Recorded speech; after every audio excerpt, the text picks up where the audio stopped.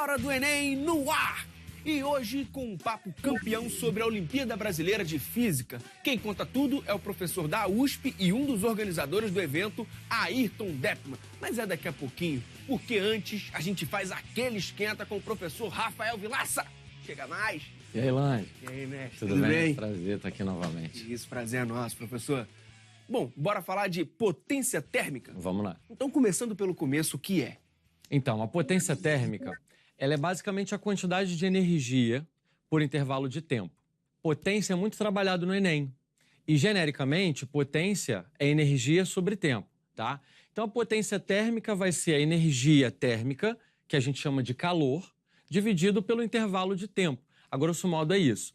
Então, bora fazer uma revisão potente? Vamos embora. Então, simbora. Lá no quadro? Vamos.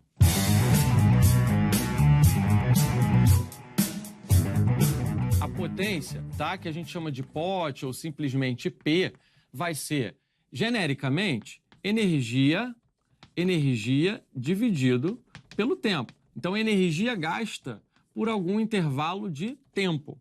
Então, especificamente aqui para o que a gente vai trabalhar hoje, eu vou dizer que a potência vai ser energia térmica. Energia térmica, gente, a gente chama de calor, né? Calor. Sim. E o calor a gente vai designar com uma letra Q maiúsculo dividido por intervalo de tempo. No nosso probleminha, a gente vai trabalhar com o calor que aquece uma quantidade de água. Então, a gente vai trabalhar com a seguinte ideia. O calor que serve para aquecer a água vai ser proporcional à massa de água. Então, quanto mais água eu tenho, né, eu tenho mais massa de água, eu vou precisar de mais calor para esquentar essa água. O calor específico da água, que é uma grandeza, uma constante que existe para cada tipo de material diferente. E se for uma questão, sempre vão dar, provavelmente vão dar, se for necessário. Exatamente. Tá, geralmente é um dado da questão. ou algo bem comum, né? Sim. Então, por exemplo, o calor específico da água, que é um valor super famoso, que é 1 caloria por grama grau Celsius. A questão deu até um outro valor que eu vou chegar lá. Mas, então, é uma constante que ela é tabelada. Então, tem que vir na questão. E isso também, variação de temperatura. Então, quanto mais temperatura você quiser variar daquele seu corpo, você precisa de mais calor, obviamente. Se você quer esquentar a água a mais temperatura, você tem que dar mais calor para ela. Então, bora pra questão? Vamos embora. Tá lá. Questão 127 do Enem de 2017, caderno azul, primeira aplicação.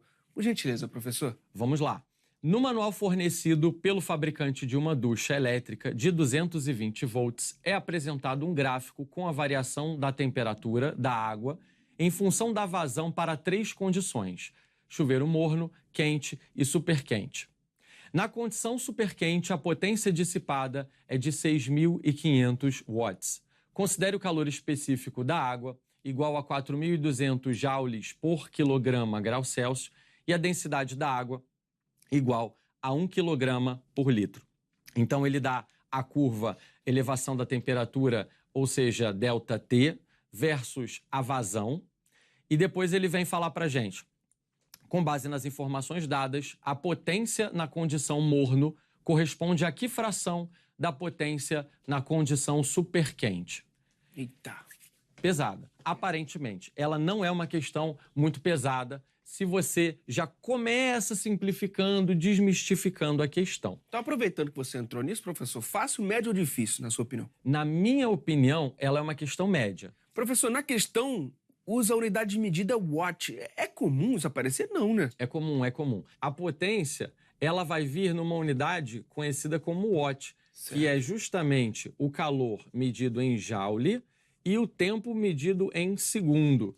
Então, calor em joule e o tempo em segundo, que é uma unidade de medida que a gente chama do Sistema Internacional de Unidades, olha lá, Sistema Internacional de Unidades, joule por segundo é justamente unidade de potência, que é a mesma coisa que a gente chamar de watts. A questão, ela me dá todas essas grandezas. Ela vai me dizer que a diferença de potencial, a tensão da rede elétrica é de 220 volts. Ele vai me dizer também que a potência do chuveiro na condição superquente é de 6.500 watts e ele vai me dar o calor específico da água, que é exatamente esse Czinho aqui que eu tinha apresentado para vocês anteriormente, e ele me dá como 4.200 joules por quilograma grau Celsius. Essa unidade aqui vai ser a unidade do calor específico, tá? E a densidade da água como sendo 1 quilograma por litro. No gráfico tem uma coisinha diferente, que é essa tal de vazão. A vazão, ela é exatamente o volume de água que cai no chuveiro dividido pelo tempo, tá? Então, vazão é volume sobre tempo. Vazão, eu vou chamar de Z. Z de vazão, tá? Volume, eu vou chamar de V maiúsculo. E tempo, a gente chama de variação do tempo, certo? Beleza. Então, olha só. Continuando aqui, ele não me disse a massa de água que cai, mas ele me deu a densidade da água. Se ele me deu a densidade da água, outra relação que a gente vai ter também é que a densidade é exatamente a massa dividido pelo volume. Então, a massa vai ser igual a densidade vezes o volume. Então, olha só, deixa guardadinha aqui para mim essas duas relações. A questão está pedindo a razão entre a potência do chuveiro no morno e a potência do chuveiro no superquente. Quando a gente identifica aqui no gráfico, ele me dá 3 curvas.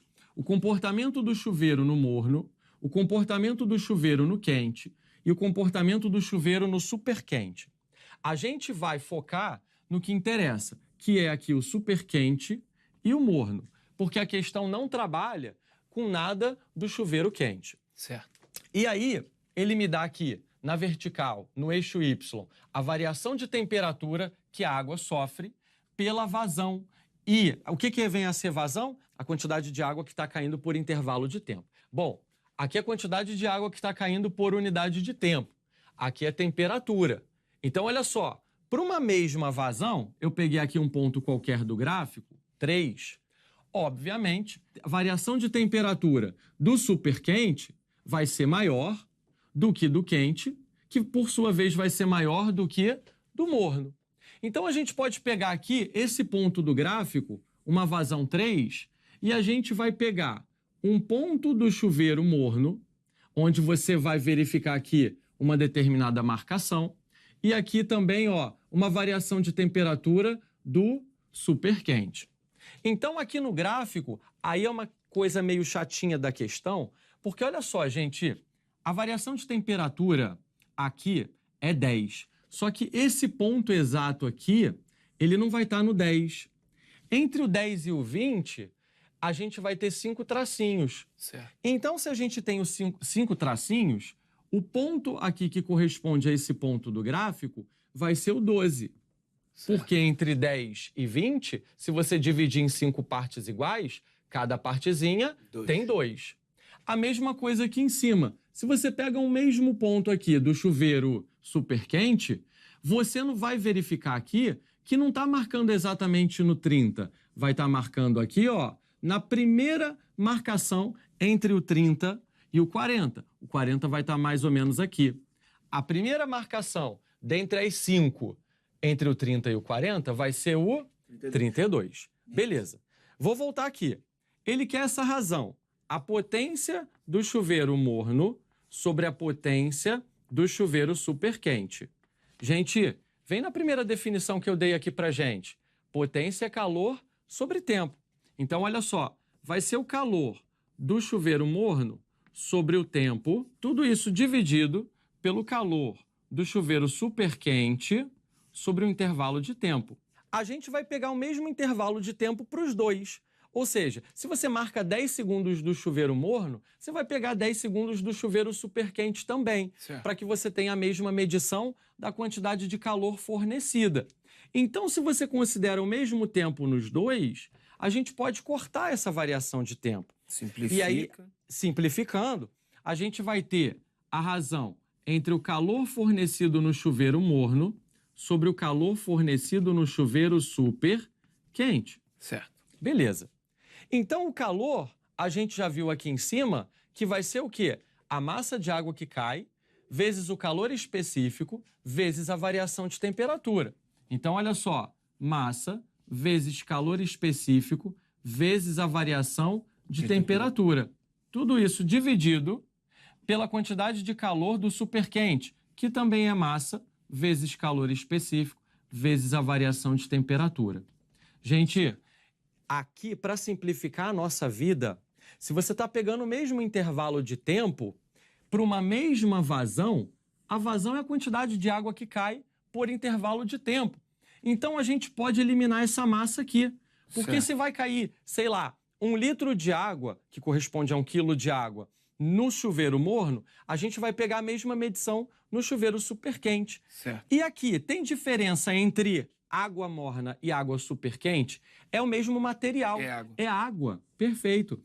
Então, aqui a gente vai ficar com uma razão entre duas temperaturas. A variação de temperatura no caso do morno e a variação de temperatura no caso do superquente.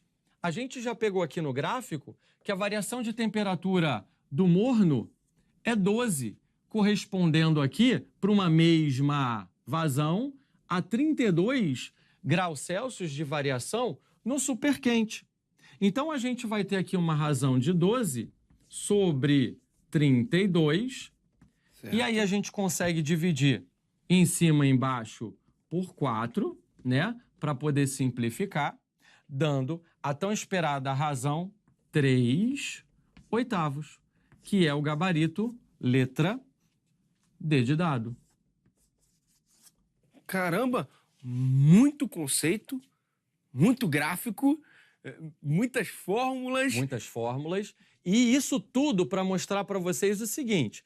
Aproveitei aqui, até falei de vazão, porque o Enem gosta disso para mostrar para o aluno o que é vazão. Relembrei também o conceito de densidade. Mas eu pergunto, eu usei isso e isso? Não. Eu nem usei isso.